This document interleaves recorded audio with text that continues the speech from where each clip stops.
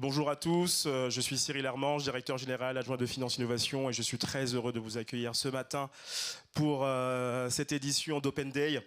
Je laisserai très rapidement la parole à mon copilote Bruno Cambounet, mais je voulais insister en fait sur l'importance de cette journée.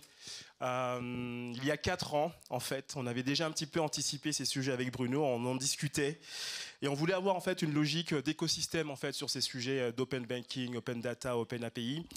Et on a eu un long travail de réflexion avec Bruno qui se manifeste aujourd'hui à travers cet événement. Mais il y a eu également des groupes de travail, il y a eu également de la vidéo, de l'éditorialisation et surtout des échanges avec l'ensemble des acteurs de l'écosystème. Et c'est là que Finance Innovation, pôle de compétitivité qui a été relabellisé cette année, intervient dans sa substance, dans son atavisme, avec l'idée justement de réunir l'ensemble des acteurs de l'écosystème financier en France, que ce soit des banques, que ce soit des ESN, que ce soit des startups évidemment, des pouvoirs publics, des centres d'excellence académique.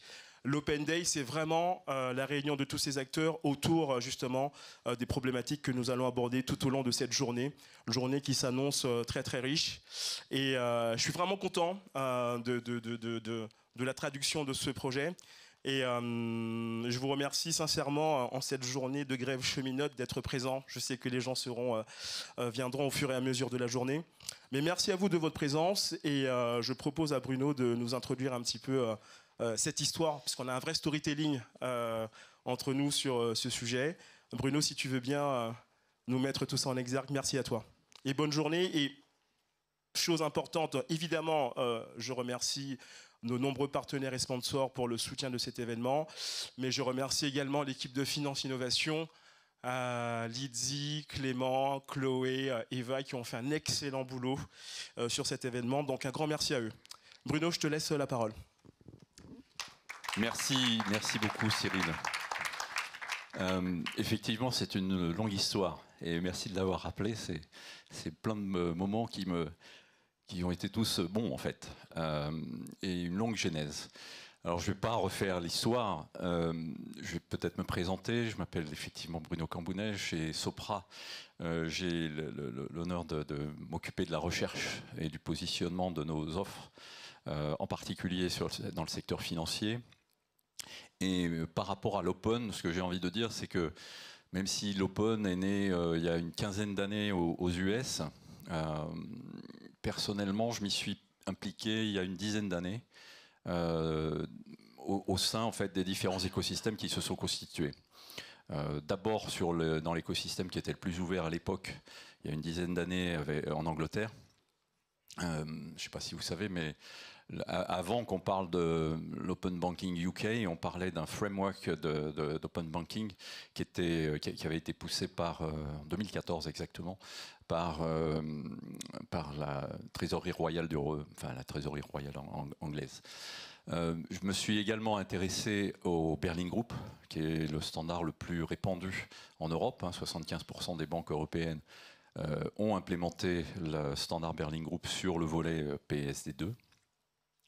Et puis un petit peu quand même avec la 7, qui de toute façon fait partie du Berlin Group également.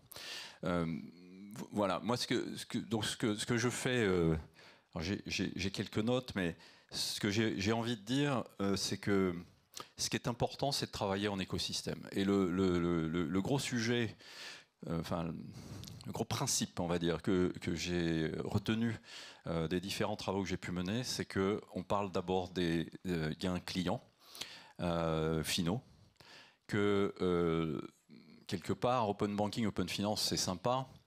Et la PSD2, la réglementation associée, en tout cas en Europe, c'est sympa, sauf que ça met de facto la banque et la finance au centre de l'écosystème.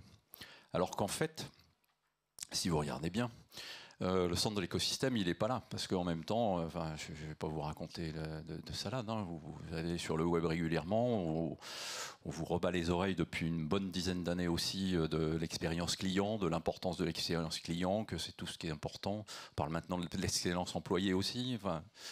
Et pourtant, on parle d'open banking et on met la banque au centre des attentions et de la finance au centre des attentions. Résolument, si on peut considérer qu'au début, en tout cas, l'Open Banking UK a été un succès, c'est parce qu'ils ont impliqué l'écosystème dès le début. Moi, j'étais au tout départ et à la session de kick-off de l'Open Banking Implementation Entity. Et ben c'était très intéressant parce que là vous aviez tous les acteurs, y compris les banques et les TPP, et ça s'est battu en séance sans problème à l'anglaise, mais ça s'est battu. Et ben je peux vous dire que du coup ça marche d'une certaine façon. Bon, il y a d'autres inconvénients d'une telle approche, mais je suis pas là pour en discuter. Dans le Berlin Group, une des choses que j'ai faites, ça a été de structurer la demande du marché. Et donc, de pas simplement, parce que la réglementation européenne, elle est fantastique. Hein. L'Europe, c'est quand même 450 millions d'habitants. C'est 27 pays. Je ne vous parle pas de la zone CEPA, où il y en a à peu près 36, si je me souviens bien. C'est un autre sujet que de faire une réglementation au Nigeria, là, qui est sortie récemment en Afrique, en Angleterre, où on est sur d'autres ordres de grandeur. Et quand on est dans des écosystèmes pareils, il y a une écoute, il y a des challenges, il y a des compromis à trouver de telle sorte à tirer de la valeur. L'important, c'est que ceux qui ont besoin de ce type de capacité s'expriment et soient structurés pour s'exprimer. C'est ce que j'ai fait. Il y a une centaine d'entreprises non financières au sein du Berlin Group, dans un groupe que j'ai l'honneur de coprésider, pour exprimer justement le point de vue des utilisateurs des services d'open banking et maintenant d'open finance. Alors, chez Sopra, on s'est posé la question. Qu'est-ce qu'on fait? C'est un vrai sujet. On a fait une belle plateforme qui permet à une trentaine de banques de communiquer et de se rendre compatibles avec la PSD2 dès la première heure. Hein, donc c'était en septembre 2019. Pour autant, je me suis dit, enfin, on en a beaucoup discuté, tu l'as rappelé Cyril, que l'important c'était vraiment d'essayer de répliquer l'approche d'écosystème que moi j'avais pu voir, d'ailleurs pas que dans la finance, hein, il y a une vingtaine d'années j'avais fait le même genre de choses dans les services de travail temporaire. Et le meilleur, en fait, et c'est assez unique hein, si on regarde dans le monde, la position du pôle de compétitivité mondiale, donc de finance innovation, c'est une approche très unique. C'est un cluster que j'ai pas retrouvé nulle part ailleurs, en fait. Et non seulement c'est intéressant de travailler avec l'ensemble de cet écosystème, mais comme il est constitué, qu'il tourne depuis 2007, non, c'est ça. Eh bien, je me suis dit, mais c'est l'endroit où il faut qu'on se parle. C'est la meilleure façon comment dirais-je, de travailler, de voir comment on peut travailler ensemble. Au-delà des réglementations qui imposent un certain nombre de choses, la PSD2, qu'on peut critiquer, mais qui pour autant a été l'impulsion nécessaire pour mettre en place un certain nombre de fondations. On y reviendra durant la journée. Mais c'est pas un standard. C'est pas l'objet. Il y a des organismes de standardisation. Moi, je pourrais parler, si besoin, du Berlin Group. On pourrait parler de STET, on pourrait parler de l'OBIE, on pourrait parler d'autres standards qui existent également, même en Europe, dans d'autres pays. Mais travailler, définir ensemble, au niveau des différents partenaires qui interviennent dans les chaînes de valeur pour apporter du bénéfice client, eh bien, c'était ça l'important. Alors, je vais pas refaire tout le film, hein, tu l'as rappelé, effectivement, on a discuté pas mal de temps. Oui, 4 ans, les toutes premières décisions datent d'il y a 4 ans.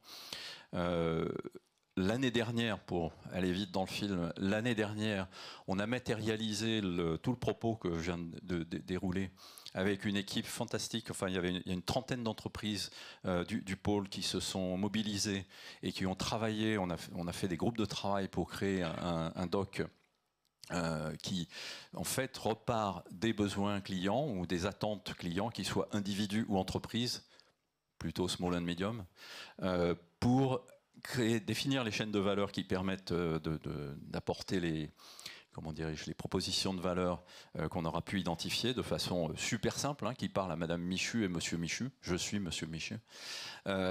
Et qui apporte des bénéfices concrets. Et sur lequel on peut mapper, du coup, les éléments éventuellement à créer en termes de capacité d'open finance pour effectivement apporter les bénéfices escomptés. Et ce faisant, le truc qui est super intéressant, c'est que bon, dans ce groupe de travail, il y avait des banques, il y avait des third parties, il y avait des sociétés de conseil, il y avait aussi l'une des plus grandes associations de marchands. Donc on avait la vision complète. Et on a sorti, je me souviens des débuts, quand on a parlé de ces use cases, tout le monde était super passionné. Il y a une quarantaine de use cases business qui sont ressortis. On a tous travaillé ensemble. De ces 40, on n'en a ressorti qu'une dizaine. Parce qu'il n'y en a qu'une dizaine qui intéressait vraiment le particulier. Les autres, c'était des propositions de valeur intéressantes, mais pour les acteurs de la chaîne en support, hein, pour les banques en particulier. Mais pas pour le Madame Michu et Durand et compagnie. Vous voyez, ça c'est sorti, ça a été publié, ça a été partagé également avec les autorités réglementaires françaises déjà, parce qu'on considère qu'il y a des choses à faire peut-être au niveau réglementation, donc c'était important de partager ces résultats de travaux. Ça a été partagé avec la Commission européenne, aussi bien au niveau de la DG FISMA B3 qui représente la finance digitale, donc chez Eric Ducoulombier, que chez Yann Sessens qui est la Digital Finance européenne, hein, c'est le patron à la Commission, enfin dans la DG FISMA de... Comment dire, notamment de l'Open Finance Framework, si je veux reprendre les mots à nous. Et ça, c'est là, c'est un asset. Et en fait, cette approche, ça a confirmé ce qu'on pensait, ce qu'on trouvait, ce qui nous paraissait modeste quand même comme avancée, c'était assez unique, même en Europe, de s'y prendre de cette façon. Voilà. Alors, 2022, moi j'ai envie de citer autre chose. C'est que, pourquoi on est là aujourd'hui ? C'est qu'il y a quand même une accélération des choses. On pourrait même considérer que 2023 va être une année de transition. Et pourquoi je dis ça ? Enfin, dans l'open. Et pourquoi je dis ça ? C'est que deux choses. La première, certains d'entre vous ont vu les consultations de la Commission européenne l'année dernière pour, un, considérer des révisions de la PSD2, et deux, pour travailler sur un Open Finance Framework qui, lui, se focalise uniquement sur le partage de données. Mais c'est une bonne partie quand même du sujet. Vous avez vu ça ? Dites-moi là. Ouais, il y en a quelques-uns qui ont vu ça. Super. Ça, les résultats de ces consultations, on en attend beaucoup. En tout cas, la Commission va s'exprimer fin de ce premier semestre 2023. Ça, c'est un premier point. Un deuxième point, et là, je vais plutôt parler au nom de Soprasteria. On a une enquête de maturité digitale des banques et maturité digitale générale de la finance qu'on produit tous les ans. Là, on est en train de travailler celle qui sera publiée fin 2023. Mais fin 2022, un chiffre incroyable, c'est que 75% des banques ou des décideurs dans le secteur financier dans le monde, hein, il y a un petit millier de personnes interviewées, considèrent que la proposition de valeur et la création de valeur pour les banques passe par la collaboration avec ces écosystèmes. Ça, c'est le résultat de 2022. Si je regarde 2021, il n'y avait pas ça. Il n'y avait pas ça. C'est-à-dire que les difficultés, les problématiques de remise en cause de modèles opérationnels, de business model pour les banques associées à une manière de travailler avec un écosystème étaient telles que ça gommait complètement la valeur qu'on pouvait en créer. Fin 2022, les craintes sont toujours là, mais il y a une nette compréhension que c'est en travaillant en collaboration qu'on va réussir à créer de la valeur. Et je vais vous dire, moi, sur le domaine je vous ai parlé du travail temporaire, j'ai eu le même genre de choses. Et à un moment donné, les grands de ce secteur, donc les Adecco, les Manpower, Vedior, pour ne parler que des Français, se sont rendus compte qu'ils allaient se différencier sur des sujets d'interface ou sur des sujets d'échange de données pour essayer de mieux capturer le client. C'était une erreur et qu'il valait mieux qu'ils se mettent ensemble pour créer un standard, une plateforme, etc., pour traiter et tirer parti des technologies digitales. C'était il y a 20 ans, c'était autour de la signature électronique de 3 parties, les intérimaires, les sociétés d'intérim et les boîtes qui consomment le travail temporaire. C'est pareil ici. Et je pense que, encore une fois, ça, c'est un signal. Et quand on a reparlé avec Cyril, on s'est dit, mais l'Open Day dont on se parle depuis 3 ans, eh bien c'est en 2023 qu'il faut qu'on le fasse. Parce que c'est une année d'inflexion. Voilà, journée dense, beaucoup de choses. On a énormément de choses à partager. Il y a plein d'autres choses à dire. C'est la première fois. On est vraiment ravis. Enfin, moi, je suis super excité et vraiment ravi d'être avec vous. C'est effectivement le fruit d'un long travail, mais pas que de nous, de l'ensemble de l'écosystème. Et ça fait tellement plaisir d'être avec vous aujourd'hui. Merci.